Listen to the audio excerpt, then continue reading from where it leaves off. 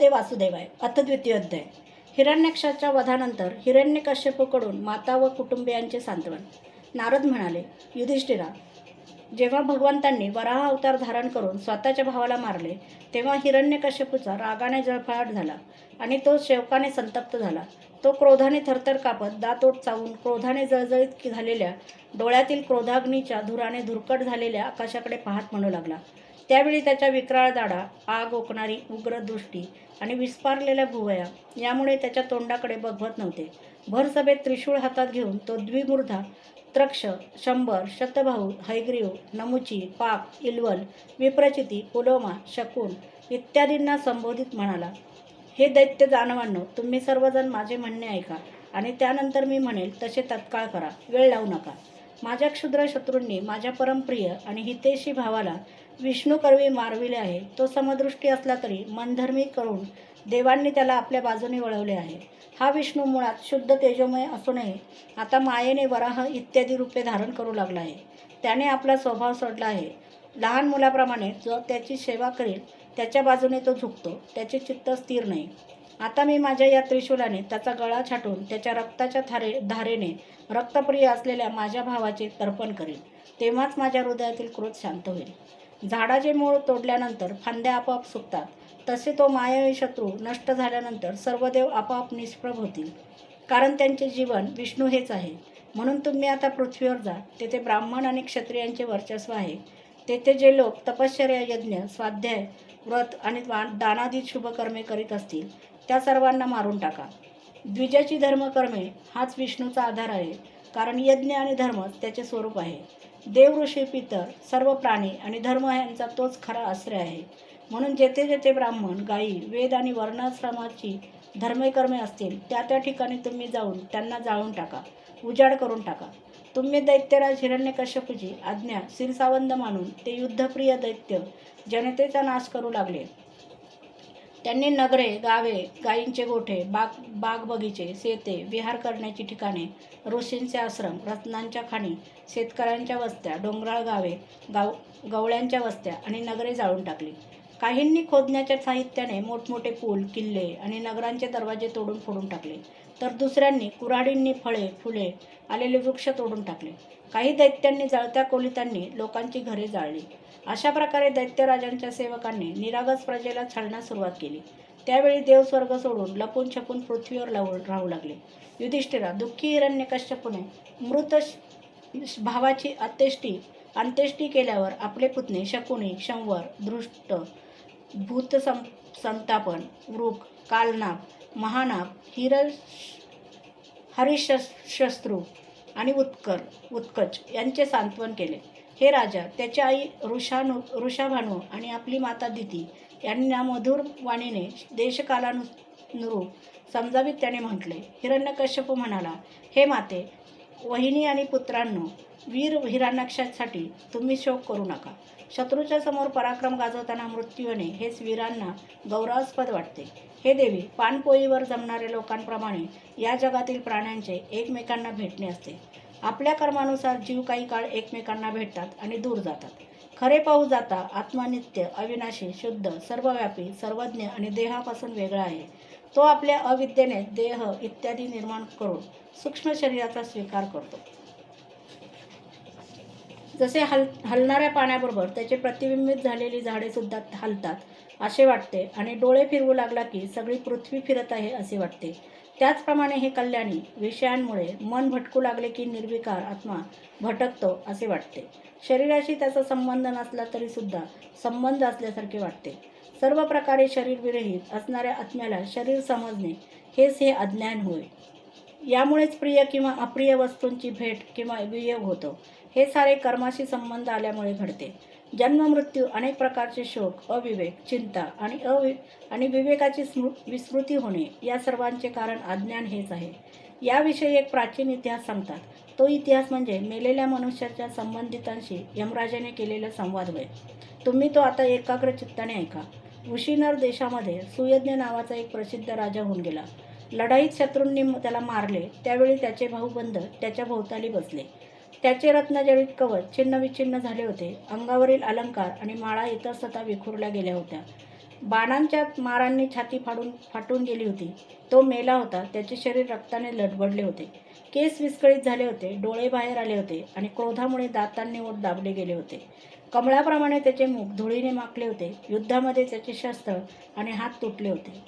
आपले पती नरेशांची दैवावशात झालेली ही दशा पाहून राण्यांना अतिशय दुःख झाले.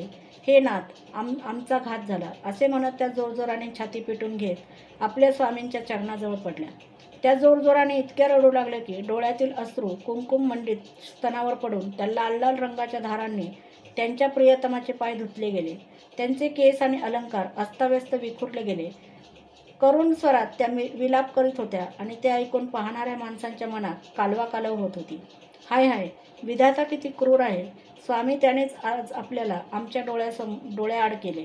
यापूर्वी आपण उशिनर देशातील प्रजेचे अन्नदाते होता, त्याच आपल्याला आज त्याने प्रजेला शोक देणारे केले.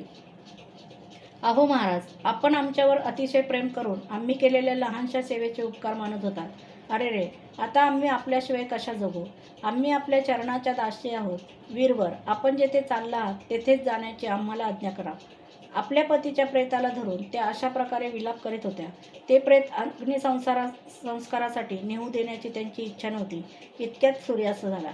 उशिनर राजाच्या सगळ्या त्यावेळी जो विलाप केला तो ऐकून स्वतः यमराज तेथे बालकाच्या वेशात आले आणि त्यांना म्हणाले. यमराज म्हणाले, अहो, हे लोक माझ्यापेक्षा वडील असून आपल्या बरोबरीच्या लोकांचे मरण पाहतात, तरीसुद्धा हे असे मूर्ख कसे?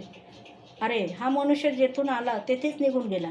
या लोकांनाही एक दिवस तेथेच जावायचे आहे. असे असता हे लोक विनाकारण इतका शोक का बरे करीत आहेत? आम्ही तर तुमच्यापेक्षा लाखपट चांगले, कारण आमचे आईवडील आम्हाला सोडून गेले. आमच्या शरीरात पुरेसे बळही नाही.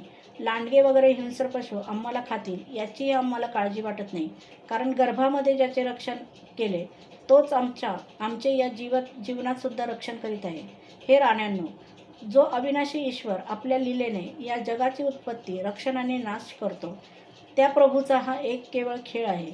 या चराचर जगताला दंड किंवा बक्षीस देण्यास तोच समर्थ आहे. भाग्य अनुकूल असेल तर रस्त्यात पडलेली वस्तूसुद्धा जशीच्या तशी पडून राहते, परंतु भाग्य प्रतिकूल असेल तर घरात ठेवलेली वस्तूसुद्धा हरवते. जीव कोणत्याही सहाऱ्याशिवाय दैवाच्या दयादृष्टीने जंगलात पुष्कळ दिवस जिवंत राहतो, परंतु दैव विपरीत झाल्यावर घरात सुरक्षित असूनही तो मरतो. सर्व प्राण्यांचा मृत्यू पूर्वजन्मातील कर्मानुसार त्या वेळीच होतो आणि जन्मसुद्धा तसाच होतो, परंतु आत्मा त्याच्या धर्मांना स्पर्श करीत नाही. जसे मनुष्य आपले मातीचे घर आपल्याहून वेगळे समजतो, त्याप्रमाणे हे पंचभूतात्मक शरीरसुद्धा आपल्याहून वेगळे असूनही मोहाने त्याला आपले समजतो. जसे बुडबुडे इत्यादी पाण्याचे विकार, घडा इत्यादी मातीचे विकार आणि अलंकार इत्यादी सोन्याचे विकार परमाणूंपासून तयार होतात, रूपांतरित होतात आणि नष्ट होऊन जातात, त्याचप्रमाणे या तिन्ही प्रकारच्या परमाणूंपासून बनलेले हे शरीरसुद्धा काळानुसार उत्पन्न होते, त्यात बदल होतो आणि ते नष्ट होते. जसे लाकडात व्यापून असलेला अग्नी त्यापेक्षा वेगळा असतो, तर जसे देहात राहूनही वायूचा त्याच्याशी काही संबंध नसतो, जसे आकाश सगळीकडे व्याप्त असूनही कोणाच्या गुणदोषांनी लिप्त होत नाही, तसेच सर्व देहांद्रियात राहणारा आणि त्यांचा आश्रय असलेला आत्मासुद्धा त्याहून वेगळा आणि निर्लिप्त आहे. मूर्खांनो, ज्याच्यासाठी तुम्ही शोक करीत आहात तो हा सुयज्ञ तर तुमच्यासमोर पडला आहे, पण यामध्ये जो काही ऐकणारा आणि बोलणारा होता तो मात्र कधीच कोणाला दिसत नव्हता आणि आजही दिसत नाही. तर शोक कुणासाठी? जो मुख्य महाप्राण आहे तो सुद्धा बोलणारा किंवा ऐकणारा नाही. सर्व पदार्थांना देह आणि इंद्रियाद्वारा पाहणारा जो आत्मा आहे तो शरीर आणि प्राण या दोहोंपासून वेगळा आहे. व्यापक असा तो आत्मा पंचमहाभूते, इंद्रिय आणि मनाने युक्त अशी श्रेष्ठ कनिष्ठ शरीरे ग्रहण करतो आणि आपल्या विवेकाच्या सामर्थ्याने सोडून देतो. वास्तविक पाहता तो या सर्वांपासून वेगळा आहे. जोपर्यंत या लिंग शरीराने युक्त असतो तोपर्यंत कर्मांनी बांधलेला असतो आणि या बंधनामुळेच मायेने होणारे मोह आणि क्लेश त्याचा पिच्छा सोडित नाहीत. प्रकृतीचे गुण आणि त्यापासून बनलेल्या वस्तूंना खरे समजणे किंवा म्हणणे हा खोटाच दुराग्रह आहे. मनाने कल्पना केलेल्या किंवा स्वप्नात दिसणाऱ्या वस्तूंप्रमाणे इंद्रियांच्याद्वारे जे काही ग्रहण केले जाते ते सर्व खोटे आहे. म्हणून शरीर आणि आत्म्याचे तत्त्व जाणणारे पुरुष अनित्य शरीरासाठी शोक करीत नाहीत की नित्य आत्म्यासाठी, परंतु ज्ञान नसल्याकारणाने जे लोक शोक करतात त्यांचा स्वभाव बदलणे कठीण आहे. एका जंगलात एक पारधी राहत होता. तो पक्ष्याचा काळ म्हणूनच जन्माला आला होता. तो ठिकठिकाणी जाळे लावून पक्ष्यांना पकडत असे. तेथे त्याने चिमण्यांचे एक जोडपे फिरताना पाहिले. त्या पारध्याने त्यापैकी मादीला अचानक भुलविले. ती दैववशात त्या जाळ्यात अडकली. मादीची अवस्था पाहून नराला अत्यंत दुःख झाले. तो बिचारा तिला सोडवू शकत नव्हता. तरी पण प्रेमामुळे तो त्या बिचारीसाठी विलाप करू लागला. तो म्हणाला, खरे तर विधाता सर्व काही करू शकतो, परंतु तो अतिशय निर्दय आहे. ही अभागी अशी माझ्यासाठी शोक करीत दीन होऊन तडफडत आहे. हिला नेऊन तो काय करणार? देवाने मला खुशाल न्यावे. हिच्याखेरीज मी माझे अपूर्ण, दीनवाणे आणि दुःखाने भरलेले विधुराचे जीवन घेऊन काय करू? माझ्या अभागी पिल्लांना अजून पंखही फुटलेले नाहीत. त्या मातृहीन पक्ष्यांचे पालन मी कसे करणार? अरे रे, घरट्यात ती आपल्या आईची वाट पाहत असतील. अशा तऱ्हेने तो पक्षी अत्यंत विलाप करू लागला. आपल्या सहचारिणीच्या वियोगाने तो अत्यंत व्याकुळ झाला होता. अश्रूंमुळे त्याचा गळा दाटून आला. तेवढ्यात काळाच्या प्रेरणेने जवळच लपून बसलेल्या त्या पारध्याने त्या पक्षावर बाण सोडला आणि तोही मेला. मूर्ख राण्यांनो, तुम्हाला आपला मृत्यू दिसत नाही आणि याच्यासाठी मात्र रडता. 100 वर्ष जरी तुम्ही या प्रकारे शोकाने छाती बडवत राहिलात तरी तुम्हाला तो पुन्हा मिळणार नाही. हिरण्यकश्यपू म्हणाला. त्या मुलाचे हे बोलणे ऐकून सर्वच जण स्तंभित झाले. त्याचे नातलग समजून चुकले की सर्व काही अनित्य आणि खोटे आहे. हे उपाख्यान ऐकून यमराज तेथेच अंतर्धान पावले. नातलगांनी सुद्धा सुयज्ञाचे अंत्यसंस्कार केले. म्हणून तुम्ही सुद्धा स्वतःसाठी किंवा दुसऱ्यासाठी शोक करू नका. या संसारात कोण आपला आणि कोण आपल्यापासून वेगळा आहे. अज्ञानामुळेच प्राण्यांचा हा आपला परका हा दुराग्रह असतो. नारद म्हणाले. दितीने आपल्या सुनेसह हिरण्यकश्यपूचे हे म्हणणे ऐकून त्या क्षणी पुत्रशोकाचा त्याग केला आणि परमात्म्यामध्ये आपले चित्त लावले. अध्याय 2 समाप्त.